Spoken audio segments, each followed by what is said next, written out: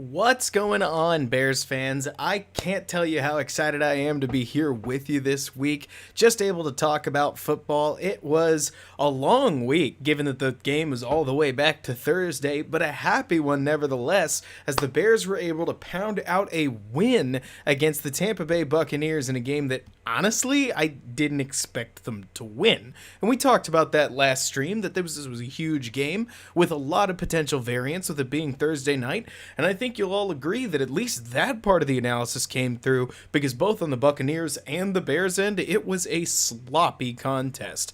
But that doesn't make it bad, because the Bears were able to pull out a close 19-20 win that showed a lot of the backbone of the team and added to Matt Nagy's feathered legacy of winning one-score games, in which I now think he's 11-5, though somebody could fact check me on that. And of course, yes, that includes the entire 2020 season thus far. But so anyways, I have to shout out how happy I am. Somebody mentioned that this is their favorite part of the football week. I can't tell you how excited that makes me to hear. I love doing this kind of stuff for y'all, but let's get into the football. So one thing that I'm still working with is how to build this stream such that I can cut out the first little bit and create kind of a stream highlight for those who used to watch the videos that would take me all day and all night of basically an entire week. So I figured we'll start with an overview section where I'll give you the overarching gist of what I have in mind or to say about this game, and then we'll go from there when it comes to breaking it down. The first and most important So it's funny you say that, Zach, because the first and most important thing that I think I could point out is that this Bears offense was relatively successful. I mean, when you look at everything that has typified this Bears offense and all the failure that it has involved, Thursday's performance and showing was one of the most positive things you could see. They were doing this basically all game, and you saw it. A whole bunch of short throws that involved very easy reads. In this case, the Tampa Bay Buccaneers are in cover 3. Foles is going to read it. He sees that Mooney and his man have tons of cushion right there, and when he lets this ball go, it's free and easy on an out route, 10 yards. And they were basically able to do that, and none of their drives stalled because the defense beat them. More often than not, it's because the Bears beat themselves. I don't have to hammer the details into y'all because you've seen it, but for instance, we could go through this drive and you'll see yards, clipping along, getting first downs, and then all of a sudden, of course, how does the drive end? It ends not because nothing was open and not because the Tampa Bay defense made a play. It ends because Nick Foles right here, so let's go over this real fast. Tampa Bay basically spent the whole game, I'll just tell you this right now, in cover 3 and cover 1. They love this front, so take a look at this and I'll teach you some defensive stuff. If you count the guys right here on the line, you're going to see 1, 2, 3, 4, 5. This was the entire game, basically, because it's their favorite package. They'll line all 5 guys up on the line of scrimmage right here. And remember, that's normal or a 4-3, and they're all defensive. Very common to put 4 on the front line. They like to line up a 5th guy so that keeps the offensive line guessing. When you think Tampa Bay Buccaneers, I'm sure you think the same thing I do. You think Shaq Barrett, you think Levante David, you think Ndamukong Suh, you think Vita Vea, you think about the guys in their front 7, and they wanted to make everything scary. They like that kind of defense, so they line up 5. What this does is it means that they play a 5-2-5, or a 5-2-4, sorry. Can't count, obviously. But so they play 5 down linemen, basically. They play 2 linebackers, and they play 4 defensive backs. This pushes them into cover 1 a lot, and wow. That meant that they basically ended up having to play cover 1 and cover 3 a lot, and Matt Nagy might as well have solved Todd Bowles, though I'm going to be going into that a little bit more tomorrow and, of course, this evening. So that meant that this drive didn't stall because it was getting yards. Right here, I mean, for crying out loud, can you ask for a more open receiver than that, they run a sweet picking action that sees Darnell Mooney cut up and inside. He gets both guys tied up in the pick exactly like you want him to. And Nick Foles, I mean, he said afterwards that he couldn't believe how it came out of his hand. And I believe him, because this is a nasty, nasty miss. And it's one that you gotta hope is going to get cleaned up, because it was right there for the taking. And this is like a classic and standard quarterback issue, but it's fixable, because we saw Foles complete more balls like this later in the game. And you got to think that to some degree he's warming up still, to some degree practice. Look, I could make a whole bunch of excuses, but the point is that he made up for it later with his play. The other point that I, again, need to just hammer home is that the Tampa Bay defense didn't stop this play. The Bears offense did. And that was the story of the entire first half, where the drive ends there due to an offensive mistake. And as I'm sure you know, the drive ends on this next one due to an offensive mistake. It can't continue to happen, Davon, not at all. But there's going to be a silver lining at the end of this. So we'll analyze some Bears offensive mistakes, because the point is how positive it is. All right, take a look here. Once again, Tampa Bay is lining an overwhelming amount of guys up on the line of scrimmage, another 5 with 2 linebackers sitting here. This creates a cover 1 scenario in which Nick Foles likes his matchup with Allen Robinson. And, you know, in seasons past, I'd say, who doesn't? I love Allen Robinson when he's in one-on-one matchups, but this year, I gotta be honest with you guys, this has been happening an awful lot, and I hope it ends, because when I look at this throw in particular, the throw's fine. When Nick Foles puts this ball in a place where Allen Robinson is able to turn and get his hands on it. That's the whole goal of the jump ball, of the back shoulder ball, of whatever you want to call it. In fact, I actually think he kind of over rotates or steps a little too far forward, but I'm not a football coach. Everybody does this differently. I've seen it a million ways. The point is that Allen Robinson kind of tips it to his cornerback, and that shouldn't happen. You've got to hope that when your number 1 wide receiver gets his hands on the ball, he's either going to catch it or he's going to send the ball out of bounds, that this is going to be incomplete. Because remember, this is first down. And look, I'm never going to look at an interception and be like, the quarterback is totally blameless. Look, sure, maybe it could have been thrown better, but I'm only bringing that up because I imagine that somebody else is going to. If you ask me, this is something that I would put on Allen Robinson. The point is, again, if you want to be positive, Foles is making the right read and he's delivering the ball into a catchable place. You can build on that. And we'll skip it just for the sake of time. But remember, this drive also involved a deep pass right here that was completed. We'll go through these eventually. And another solid 13-yard gainer. The Bears were moving the ball, and you will hear that a lot. Fast forward to the third drive, where they start with an 8-yard pass, 2-yard run, first down. Then we'll move on to the second half. Incomplete, this is where the third major mistake comes. And you guys know what it is. This one, look, we'll watch the play, and we'll go through the coverage. So the Bears go with a heavy set right here that has 2 tight ends on this side of the line, another tight end in the backfield, so it's 13 personnel and 1 wide receiver with the defense in cover 1. Okay, so as you probably know, the Bears are going to run a play action fake here. So they go play action, the Tampa Bay defense plays along, drops into cover 2, but it's a one-on-one cover 2, so it might as well not really be cover 2 because Mooney here isn't doubled. So he's going to make a move, bang, against one of Tampa Bay's worst corner who's way, way out of position. Like, let me just go back and show you this. This positioning that he's taking against a vertical route is nasty, because what he basically does, because he goes into a back pedal and doesn't just turn his hips and start running, because that's not really running, he's moving just a little bit. It's very reminiscent of what happened in Philadelphia with the Gary kid, Nate Gary, I think his name is, 47, because he gets toasted, and he would have gotten toasted by anything. Like, this is great. This is a great route, and you will take it every time. And from this angle, and I'll talk about this in a second, doesn't it kind of look like Foles just leaves the ball way, way, way short? Like, what in the world's it doing over there? Well, I'll tell you. So from the back angle, what you're going to see is, okay, look, some people have brought up pressure. I want to be clear. Foles makes this throw without enough pressure to matter. This isn't a pressure problem. What happens is that when Foles lets this ball go, he throws to literally a different spot on the field. If you go back to where Mooney's route is, he starts it right around here, cuts inside, and then cuts up the field. The trouble is that I've seen a lot of corner routes, and I don't know how this is taught in the Bears playbook. I'm just telling you guys what I understand. A lot of teams will run that same in and out route a little deeper to the field, and Foles throws it over here such that Mooney could cut outside, catch the ball, wrap up the sidelines, and get in the end zone.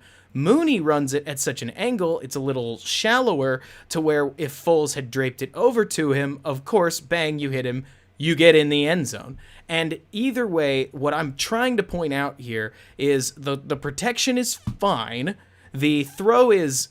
So the protection isn't fabulous. Somebody's pointed out, Leno, you're correct. But also, this is the Tampa Bay Buccaneers. They're going to get guys home. And as much as that sucks to say, when you've got an average offensive line, you just take what you can get sometimes.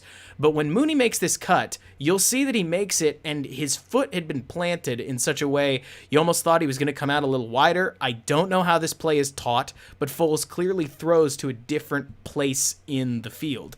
I'm never going to tell you this is not Nick Foles' fault. At some point when you've got a receiver open, and we've been seeing this in Chicago for years with Trubisky and now Foles, when you've got a wide receiver open, you have got to make the play because the Bears offense needs all the points it can get. But you can rationalize that this is, to some degree, a chemistry issue, that it's fixable because that throw is still accurate if he breaks at a different angle. He just didn't break at that different angle. And given that Foles had 3 weeks of rep splitting in training camp and now a week and a half of practice, and he should drill Foles because either way, the quarterback owns the touchdowns. He gets to keep the touchdown stats. He's got to own the poor plays. That's the thing, though, Davon. In Foles' mind, he is putting it in front of Mooney. The break that Mooney comes out at doesn't seem to be, based on what I can tell, and I'm just guessing here, guys, but the way that Mooney runs this route, where he keeps it just a little inside and then comes outside, a lot of guys run this corner route a little deeper, like a 7, as it's called. And Foles throws it to where it's going to be that more angular route. Mooney runs it for a touchdown, and both are correct. You've got to see this get rectified, and there's a reason Nagy got so mad, because that drive right there, it burns a touchdown. I'm not going to blame Mooney. Honestly, it's not Mooney's fault. I think it's a chemistry issue, and I think it's fixable, but if somebody's going to have to own it, it's going to be Nick Foles, because then on third down, Tampa finally makes a play against the Bears. They drop into this quarters coverage that you see right here, and they just snuff it out, because the safety shows up where he's not supposed to. Generally, you don't plan on this safety, offensively speaking, to cut down underneath, but the Buccaneers had figured out that, of course, Allen Robinson is a Chicago Bears favorite, and defenses are going to make plays here and there. So there you go. Point is, here the Bears sit 0 points. And I'm sure you guys felt the way I did. You were mad.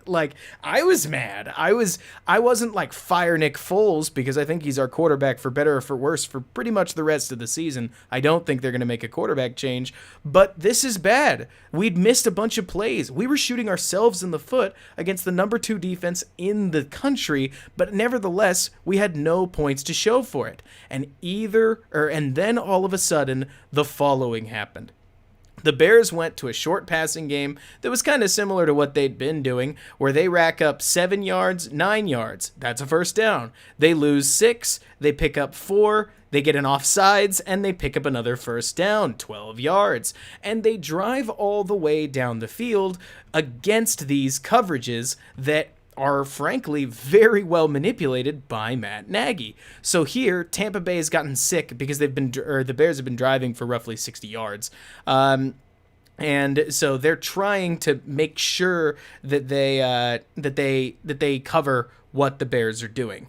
And so they line up right here. What Tampa Bay likes to do is either way, they're going to put their corner right here. So they've got one corner on each side of the field, minimum, and they're in this cover 1 look. The Bears realize that there's a decent chance that they're going to drop to cover 3 because even with this deep safety right here, there's still a nickel corner on that side of the field and another corner right here suggesting, you know what, they may be dropping deep. So, because he's got that idea, the Bears send Demetrius Harris out here in this direction and squeeze Cordarrelle Patterson out into space against that corner who's sitting up in press. So then Foles lofts it over him, and the Bears take advantage of a cover 1 that might have been cover 3 with this clearing route by Harris again, who's going to draw the attention of that safety and leave Patterson way, way open, which is awesome. The play calling on this drive, frankly, as it kind of was all game, was really, really good and put the Bears deeply into position, which is awesome. They keep driving, and they end up with their first rushing touchdown of the game. Great. Finally, 7 points. So from there, they then get the ball back, which is rad. And yes, Bears is number 5, Bucks is number 2 for whoever's talking about defensive DVOA. Though that may change because who knows? The Bucks gave up a solid 20 points. They could have been worse against the Bears. But so anyways, Bears get the ball back after that awesome fumble. We can go over that in a second. And then they immediately get not 1, but 2 shots at a touchdown. Because I don't know if you remember this, guys. I was in certainly a haze myself when I first watched it. But Nick Foles and the Bears actually threw 2 touchdowns on this, which is rad and seriously supreme. It's a dang shame Cohen's hurt. So the Bears so flustered the Buccaneers that it pulled them out of that 5-man front they like to sit in, and they started putting 4 down, and they would run into what's called a quarter. It's not quarters. It's called cover 4, which means that ideally they're going to drop 4 safeties, 1 into that zone, 1 into that zone, 1 into that zone, and 1 into that zone. Envision 4 players, bop, bop, bop, bop. You get the idea. And the Bears figured that out. So what they're going to do, and I think this is super smart, Nagy literally is relying on the understanding that the Buccaneers know Allen Robinson is the Bears' favorite target. Because as you'll see on this play, let's just run it out and you'll notice, Robinson runs into the middle of the field and curls. And when he does, this safety has his eyes on Robinson. This safety comes down and has his eyes right here, and Jimmy Graham, maybe you can see it, is running wide open in a one-on-one against quarters, which isn't supposed to happen. Foles puts the ball up, and boom, should be a touchdown, right? But Jimmy Graham drops it. Doggone it. And that's another execution mistake that you could pin on the Bears. But thankfully, even with the loss down, the Bears are able to convert. But thankfully, even with the loss down, the Bears are able to convert on 3rd down due to the Bears are able to convert on 3rd down due to this really nice play once again against quarters, where you're going to see 1, 2, 3, 4 as they drop into those zones we talked about earlier. And then I believe Jimmy Graham is going to clear out space for Cordarrelle Patterson in a one-on-one to occupy. So that's Kmet, as a matter of fact. So kudos to you, Cole. But Cole draws this safety right here and leaves Cordarrelle Patterson, who's really just trying a little closer. He's just trying to get to their one-on-one against this safety, which is awesome. So then, bang, he gets it, makes a nice move, and the Bears convert. So far, so good, and almost nothing that the Bears have actually converted on has been all that difficult. Along comes probably one of the best individual plays of the game, which is a little weird to say when it comes to just athleticism. The Bears, once again, this is the play I was thinking about with Robinson. You saw him draw coverage on the other one. This one, he really draws attention as he runs across right there, and he gets both of these safeties looking at him with Graham once again in a one-on-one, and float, bang, one-handed catch. Really, really nice ball. The ball is placed into a zone. It's kind of like throwing to a spot where basically Foles just puts it over Graham's head, and then Graham makes a nice play on it in the air. Really, really solid stuff. Boom. Catch, touchdown. So what did we learn? Because this is something I want to make absolutely clear. There were 5 drives that I've just gone through, and the Bears ended all 5 of them effectively. They missed that 3rd and 2 that was very makeable. They missed the interception, which was kind of tipped by Robinson. They missed Mooney deep on that miscommunication, bad throw, whatever you want to call it. The point remains the same.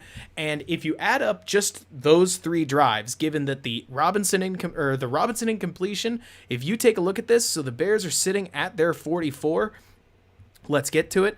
Look at all this space Robinson has to catch and run. He's probably going to get to at least about right there. Maybe there at the least.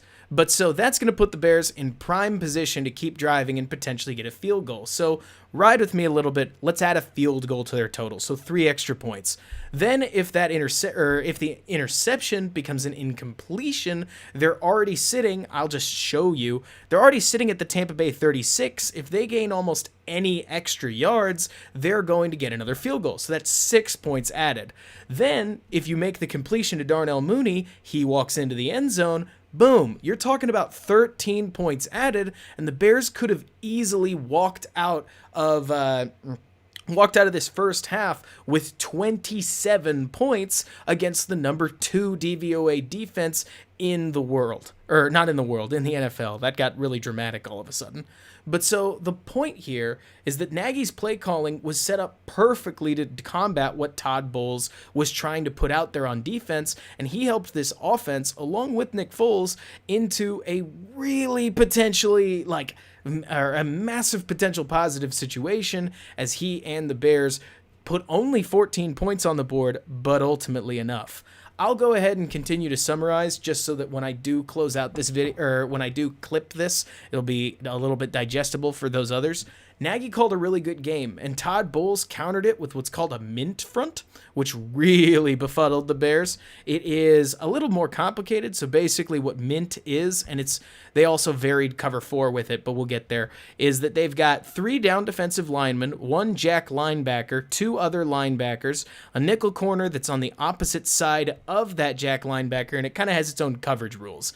And the main reason that I talk about this is because what they started to do with this mint front was that they'd play man on the outside and drop this guy into that cover 4 zone, which really befuddled the Bears. And as you'll see on this play, they just weren't ready for it because based on the Tampa Bay film that I've watched, and I really tried to get into as much as I couldn't find another moment that they ran this. They saw that, or in this case, Foles sees that it's cover 4, but one of the common rules is that normally if they're going to drop into cover 4, let's say, this guy, it would drop back here, but let's say it's this one. He'd go there, he'd go into a zone, he'd go into this zone, and he'd go into this zone.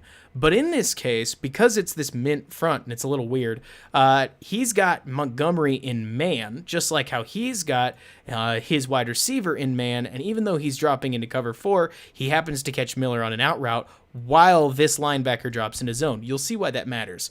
Basically, this defensive play call stymied everything the Bears wanted to do. Press man covers Mooney.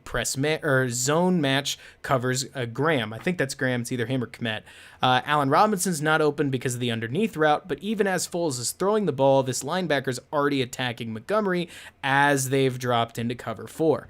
This look, just to cut to the chase, really flummoxed the Bears, and they didn't have an answer for it. They tried to find one, but I don't think Tampa Bay had shown it on film up to this point. And if they had shown it, they hadn't shown it in a strong manner. So Davon, you mentioned that Robinson's open. The trouble is that if this is normal cover 4, he's not going to be open because this linebacker should drop to this zone. So he's got to make a quick decision to get Montgomery the ball ASAP, and he shoots it to Montgomery, who's already being played by a man defender, and that's one of those that not every play is going to work. This is why they have those tablets on the side, so that the quarterbacks and the wide receivers and the running backs and everybody involved in play calling and play executing ultimately is going to come together and figure out what they can do to beat this defense because they broke a common rule of cover 4. Looked like cover 4, was cover 4, but they did something different underneath. I hope that made sense.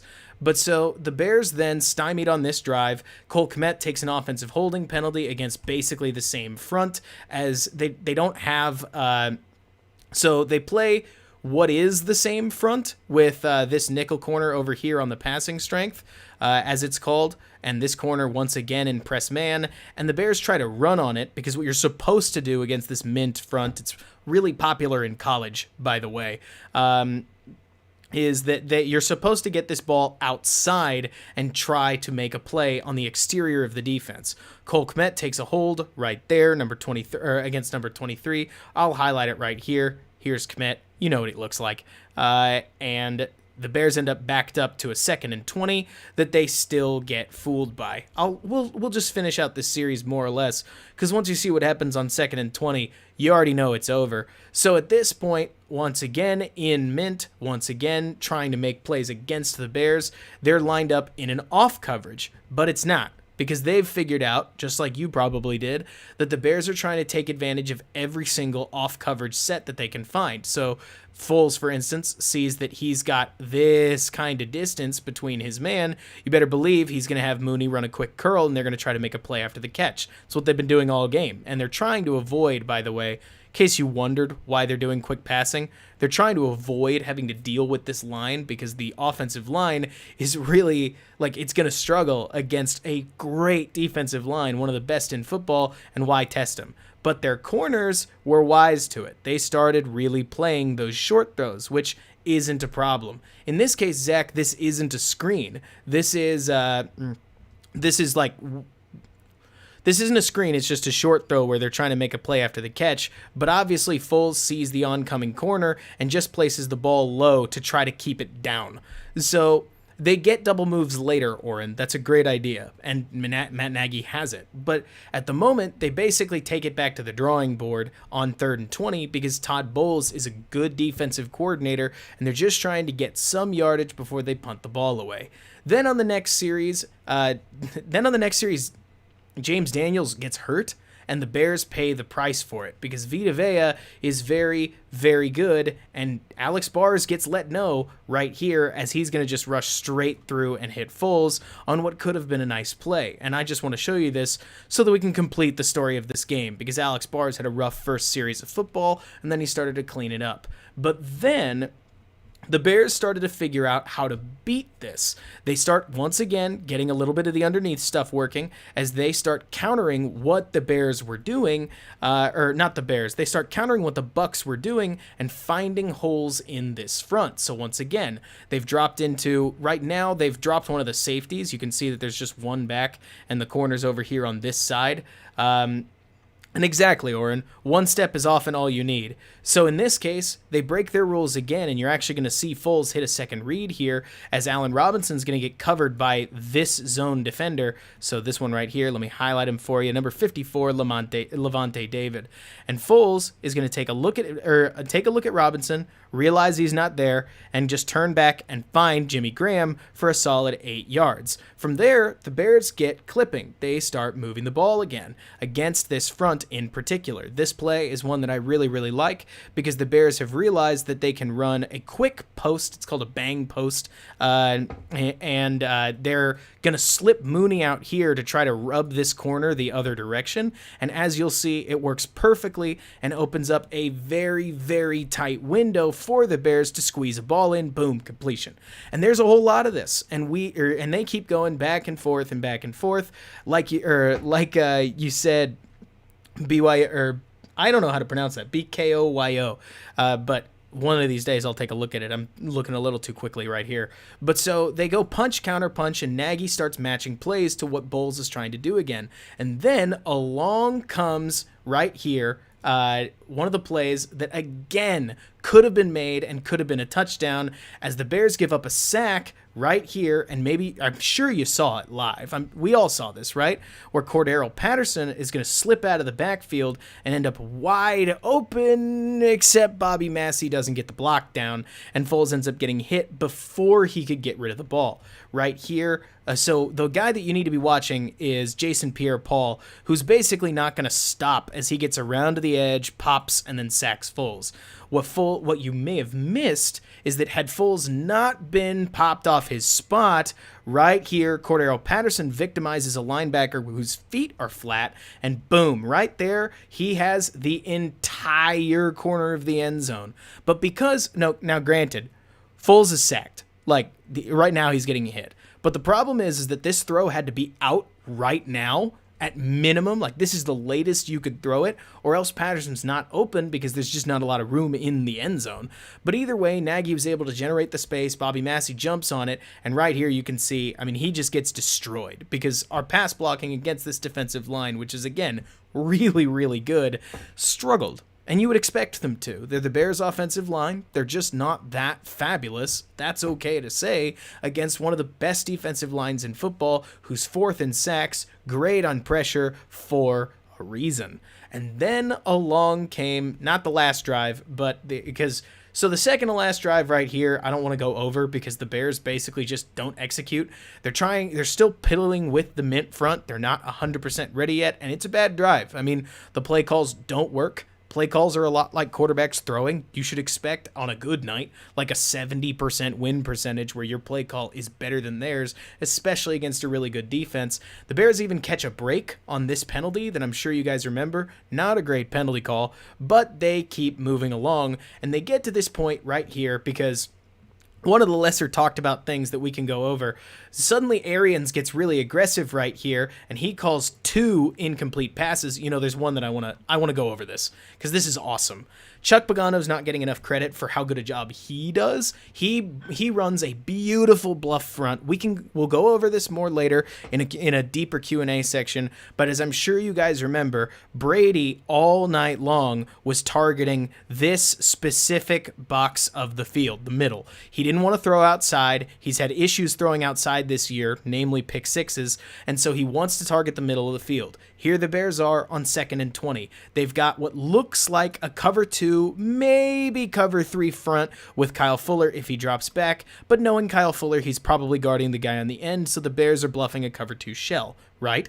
So from there, the Bears do this thing where right at the snap, they sneak Eddie Jackson up right here into the middle of the field. They fade Khalil Mack back also into the middle of the field, and take a look at this.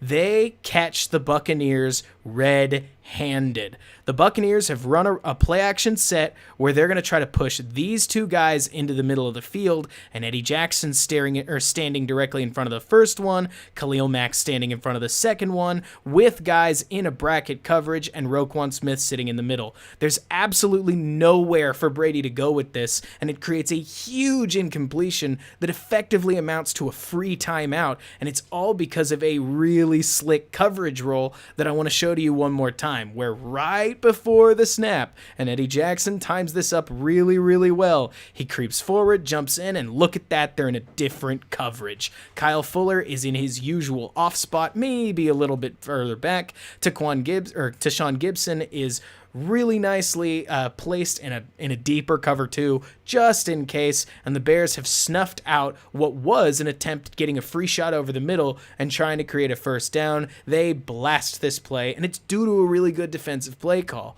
So then, the Bears get the ball back, and all they've got to do is find a way to move the ball against this mint front and get the ball into, or through the field goal hoops, or into the end zone. Either way works. And so from there, they start out with what kind of became unexpected by the end of the game, running it. The Bears did not run much, and when they did, it wasn't good. Because as you can see, right here, you're about to see Jimmy Graham doesn't really block his man well, if at all. The guy's going to try to come inside. Guys, I've watched this play a few times. I don't actually know where it's supposed to go. I think it's supposed to be an outside run because you're going to see, I think it's bars come around. It's either bars or it's Whitehair. It's one of the 60s. I used to be able to recognize Daniel from Whitehair pretty easily, but with bars and Whitehair, they're 64, 65. I'm going to have to get used to that. But so the Bears run what I think is an outside zone or outside run, and Jimmy Graham is going to clip his man, but he's not got a whole lot of leverage. Yeah, it's Bars. Bars doesn't clean his man out well. Massey's seems to be setting up for an inside hole, and Montgomery tries to take it where I think the play is supposed to go. Nothing's there, and it's just bad, guys. The Bears running game, it's not great. And it could use a lot of those details that they talked about. And then this is when the mint front comes back. So again, it's cover 4 with, in this case, they stacked everybody up on the line, but it's going to follow the same rules as mint. And the Bears have a decent idea of that, as they're going to just try to figure out a way to get Jimmy Graham into a contested catch. He doesn't make it, which is okay. Biscuit, you nailed what I'm going for. Whitehair and Daniels look very, very different. That's for darn sure. But so the Bears try to squeeze this play out as they get Jimmy Graham as open as he's going to get against a safety, and he doesn't make a contested catch, which, hey, it happens. And then here, 3rd and 9, I think the Bears may draw on offsides. Let me check, because I don't remember them being in. No, okay, it's just a good play call. Here it is, mint front, right? So we've talked about it. We don't really know what this guy's going to do, but we've got a pretty good idea of what he's going to do, right? Because we've talked about it. He's going to drop back into that cover 4 zone, right? So if he's going to drop back into that cover 4 zone, and we know that this guy's probably playing man match, then we should send Mooney on a vertical and cut Miller underneath. He'd be wide open, wouldn't he? That's exactly what the Bears do here. As they play off of the rules that Tampa Bay has set, he drops, Miller's wide open, and he runs forward for an easy first down. This isn't a tough throw that Foles has to make, but man, this is a great play call exactly when the Bears needed it to push the ball a little further down the field. So from there, let me make sure that I remember the play call because I'm going entirely off of memory. I think the Bears throw it here. They lose a yard. Yeah, so they try a screen. We've talked before. Screens, they don't execute very well. And here comes the play that I think has been broken down the most, so I will be spending very little time on it. But basically, the play that ends up winning the Bears the game is another great play off this mint front. So the Bears have, David Montgomery split out, and he's about to motion inside. And when he does, this linebacker right here is going to make a motion to his safety. He's basically, did you see it? Because he basically told him, I've got him, lay off. So the safety's going to drop back into a zone, and the linebacker, Shaquille Barrett, is going to cover David Montgomery. Let me wind you back one more time so you can make sure you see it. I'll even zoom it in. So here we've got him going, and right here, there's the signal, that backhand, and Foles saw it. So Foles, amidst a whole bunch of other calls, leans forward. He tells Allen Robinson, it's right here. That's it. Right there, he says, rub. So then Robinson comes out and he does a rub route just like that ties up Shaquille Barrett. And David Montgomery is left completely free with a beautiful teardrop throw, and bang. Bears are in field goal range. And it's a beautiful call against that mint defense because they know that Allen Robinson's in man coverage and can use his man to rub Shaquille Barrett as the linebacker is going to cover the running back. Again, guys, this ties way back into this play where they realize that the outside receiver is in man and the running back is also in man. That play comes from that first play that had befuddled them so much. This is a beautiful, beautiful audible and a great example of the play calling, you could call it excellence, of either Matt Nagy or Nick Foles or the conglomeration of the two. Either way, a lot of happiness to go around as the Bears are able to do the unthinkable and move the ball when they need it to move. Because that's the thing that I really found refreshing here. There are a lot of situations where, granted, this is where it gets complicated, because I always feel like the Bears offense has been frenetic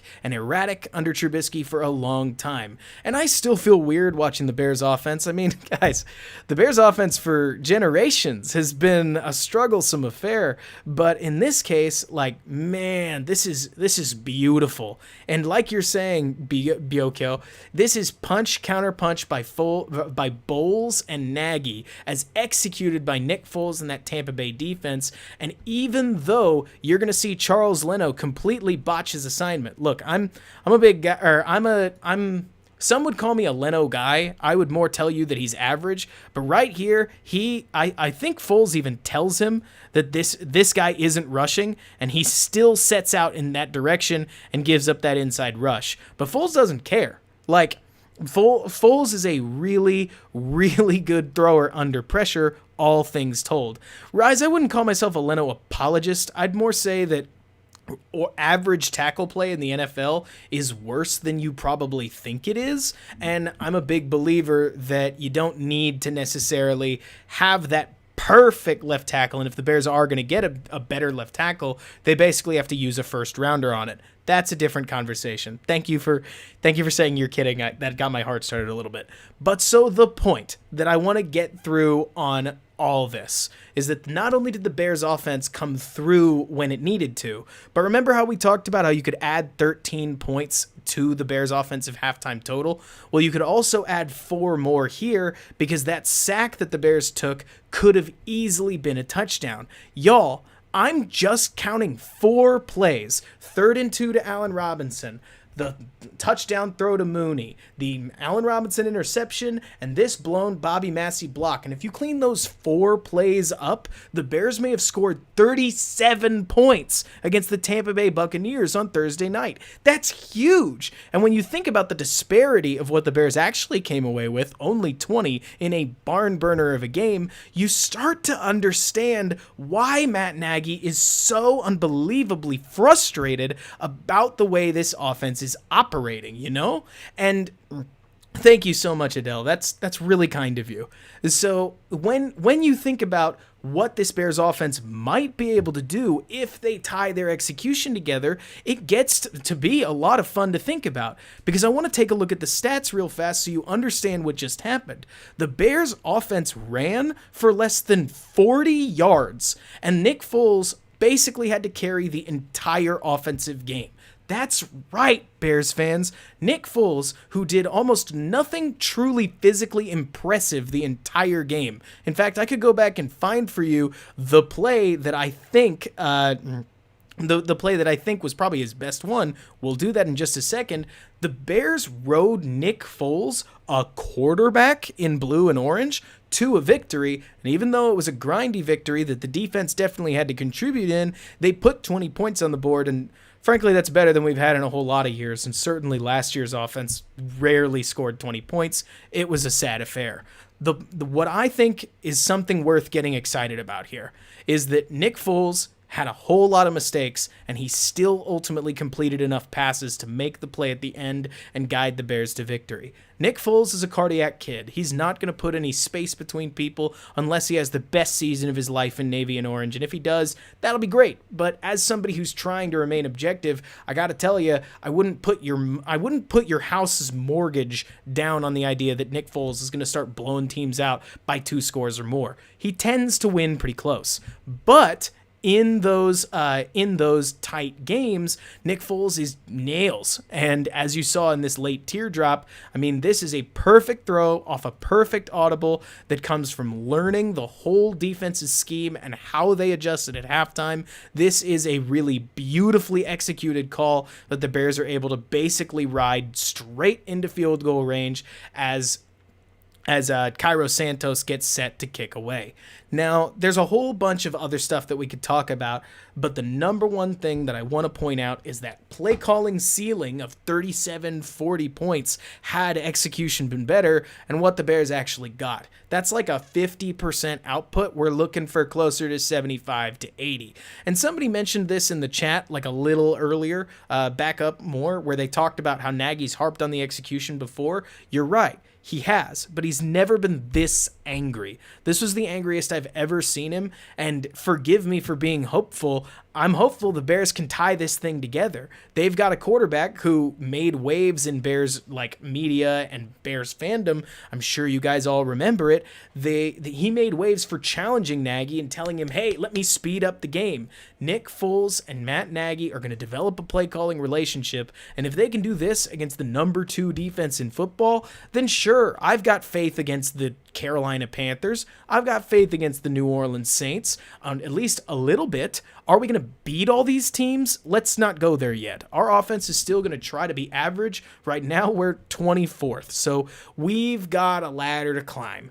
But I do think that if Matt Nagy is as good a play caller as he showed tonight, because he was really good against Tampa Bay, then maybe just average to slightly below average quarterbacking can end up That's the thing, True. You may not have been impressed with the Bucks D, but DVOA and a whole lot of statistics is. And Oren, I think Nagy being upset is good. It's better than him being positive and basically saying, that was fine, I'm glad. Because here's the thing. Tons of coaches in the NFL could have easily walked in and said, we beat a team we weren't supposed to beat. This is great. We won a game that we weren't favored to win. We're glad to come out with it. A lot of exciting, positive things. Once we clean things up, we'll be even better.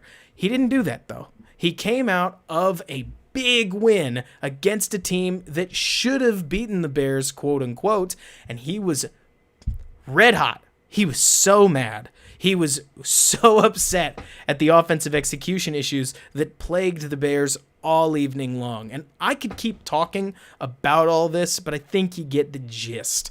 The Bears offense was okay, maybe even bad, but they left a lot of points on the board and ultimately still did enough creative things and recognized the coverages that one of the better defensive coordinators in football were trying to We're trying to throw at the Bears, and they were able to counterpunch and win the football game. I think that there's real positivity here if you say Nick Foles has been with this offense for, at this point, during this game right here, guys, Nick Foles had been with the team for a good while, but the starting quarterback for a matter of about 10 days and having split reps in practice. So I get the impression that the Bears offense could actually improve. And we'll need to see that against Carolina, but at that point, we would be getting more into the Q&A. Ultimately, if you asked my thoughts on this game, I thought the defense was good. They weren't great. Somebody said it earlier. They were kind of spotty, and that's a great way to describe it. The Bears defense in this game in particular made good plays on about 66% of the plays, and then the Tom Brady and the Buccaneers made a better play on the other 33% and were able to just keep moving the ball down the field amidst third downs, amidst this and that, making plays and exposing some Bears flaws that you would hope get cleaned up, like Roquan getting spun out of by Ronald Jones a couple of times. We can go through that in a little bit. But the defense was good, and they came up with a huge turnover when they needed it, and they definitely stymied the Bucs defense, or the Bucs offense there at the end of the game.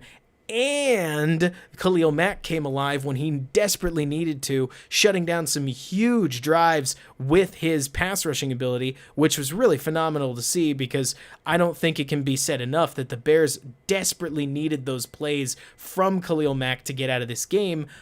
But credit to the offense where the offense needs it. The offense came through and put points on the board. They started one drive at the 10-yard line, drove it all the way down, and should have scored a touchdown had Bobby Massey not blown that block. Instead, they just get 3 points. But they kept driving all game long. They got set up with one short field, and they cashed in on it. At the very end of the game, not only did they take the lead with that drive that started at the 10, but then they started at their 45, so not the shortest field in the world, or not the longest field in the world, but some distance, and then they mowed their way down into field goal range, and then made it even easier so that Cairo Santos didn't even have to kick less than or more than a 40-yarder, and he cashed in. This was a team win. That's what I'm driving at here. The coaches did a great job. Chuck Pagano called some really, really creative stuff. Matt Nagy was pretty much good all night long, sans a third quarter where Todd Bowles and the loss of James Daniels completely befuddled him. And then here in the fourth quarter, the Bears play calling came alive once again, and they were able to get the better of the Buccaneers, put the points on the board they needed to, trust their defense to make the play, and they came through. This is a huge win. The Bears move up to 4-1 against a really good team, and especially given that it was 4 days removed from a total whooping to the Colts defense, this was great stuff. It was exactly what you want to see if you're a Chicago Bears fan. It's really tough to walk away from this one not positive, in my personal opinion, because at the end of the day, the only reason that the Bears didn't win by more is because they beat themselves here and there, and they didn't need to. But yeah, so at that point, I want to open it up. What do y'all want to hear about? What other things do you want broken down?